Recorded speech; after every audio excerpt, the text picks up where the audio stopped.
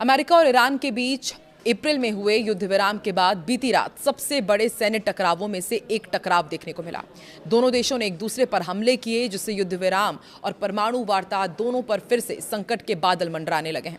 नमस्कार, मैं हूं आकांक्षा और आप देख रहे हैं न्यूज 18 का डिजिटल प्लेटफॉर्म। दरअसल ये तनाव तब शुरू हुआ जब अमेरिकी सेना ने खार्ग द्वीप के एक ईरानी बंदरगाह की ओर जा रहे बोत्सवाना के झंडे वाले एक तेल टैंकर पर हेलफायर मिसाइल से हमला किया। अमेरिकी सेंट्रल कमांड यानी कि सेंटकॉम का कहना है कि जहाज ने ईरानी बंदरगाहों पर लगाए गए अमेरिकी प्रतिबंध और नाकेबंदी का पालन नहीं किया। इसके जवाब में ईरान ने लाइबेरिया के झंडे वाले एक जहाज पर मिसाइलें दागने का दावा किया। हालांकि हालात तब और ज्यादा गंभीर हो गए जब अमेरिका ने हॉर्मुज स्ट्रेट के पास केशम द्वीप पर स्थित एक ईरानी सैन्य नियंत्रण केंद्र को निशाना बनाया। इस हमले के बाद ईरान ने कुवैत और बहरीन की ओर मिसाइल दागी, ड्रोन भी दागे। ईरान का कहना है कि उसने क्षेत्र में मौजूद अमेरिकी एयरबेस, हेलीकॉप्टर बेस और बहरीन में अमेरिकी नौसेना के 5वें बेड़े के मुख्यालय को निशाना बनाया है। वहीं अमेरिका ने दावा किया कि उसके ठिकानों पर किए गए सभी हमले नाकाम रहे हैं और ईरानी मिसाइलें और ड्रोन को या तो रास्ते में ही मार गिराया गया या वो अपने लक्ष्य तक पहुंच ही नहीं सके। ईरान के विदेश मंत्री अब्बास आरागची ने फ्रांस, तुर्की, कतर, मिस्र, पाकिस्तान और सऊदी अरब के विदेश मंत्रियों से फोन पर बातचीत की है। ईरान के विदेश मंत्रालय के मुताबिक पाकिस्तान के साथ हुई बातचीत में सेना प्रमुख जनरल आसिम मुनीर भी शामिल थे। ये बातचीत ऐसे समय में हुई जब ईरान ने कुवैत और बहरीन की तरफ ड्रोन और मिसाइल हमले किए हैं। तेहरान का कहना है कि ये हमले अमेरिकी आक्रामकता के जवाब में किए गए। ईरान की रेवोल्यूशनरी गार्ड यानी कि IRGC ने कहा है कि खाड़ी क्षेत्र में किए गए उसके जवाबी हमले अमेरिका के लिए सबक होने चाहिए। IRGC के बयान के मुताबिक अमेरिकी सेना ने देर रात हॉर्मुज स्ट्रेट के पास एक ईरानी तेल टैंकर पर हवाई हमला किया, जिससे जहाज के इंजन रूम को नुकसान पहुंचा। इसके जवाब में ही IRGC ने दावा किया कि उसने पनाया नाम के एक अमेरिकी जियोनिस्ट जहाज को मिसाइलों से निशाना बनाया है। IRGC ने कहा कि हम पहले ही चेतावनी दे चुके थे कि किसी भी आक्रामक कार्रवाई का ज्यादा कड़ा जवाब दिया जाएगा। अमेरिकी सेना को हॉर्मुज स्ट्रेट की सुरक्षा बिगाड़ने की भारी कीमत चुकानी पड़ेगी।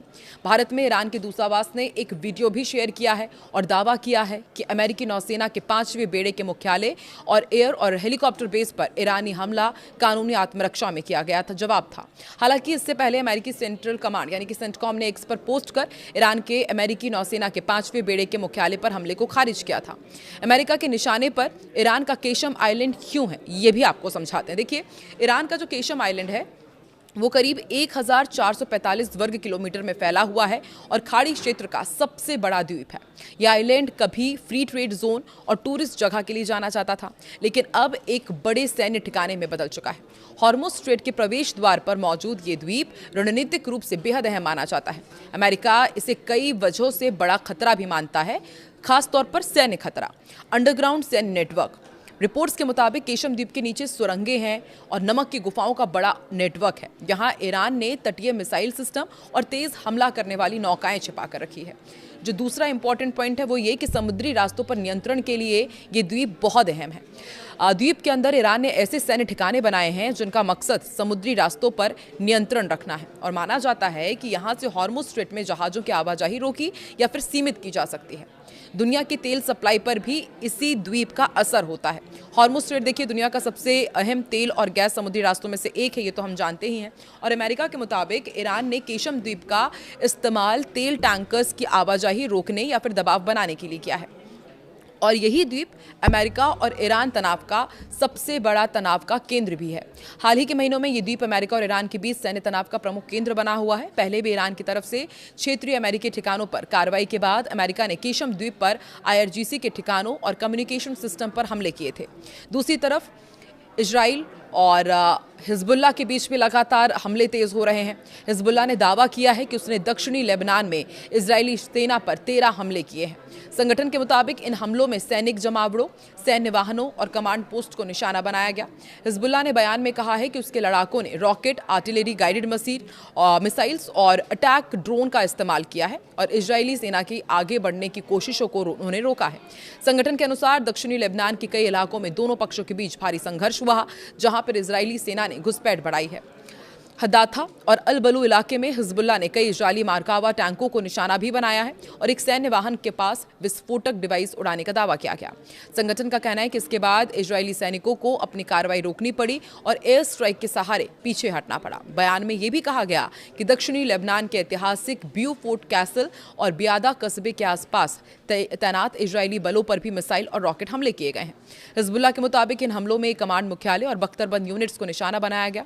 हमने पहले भी बताया कि ट्रंप ने सोमवार को इजरायल के प्रधानमंत्री बेंजामिन नेतन्याहू से फोन पर बातचीत की थी। लेबनान में इजरायली सैन्य कार्रवाई पर कड़ी नाराजगी जताई, गाली गलौज भी की। एक्सियोस की रिपोर्ट के मुताबिक ट्रंप ने गुस्से में नेतन्याहू को पागल तक कह दिया।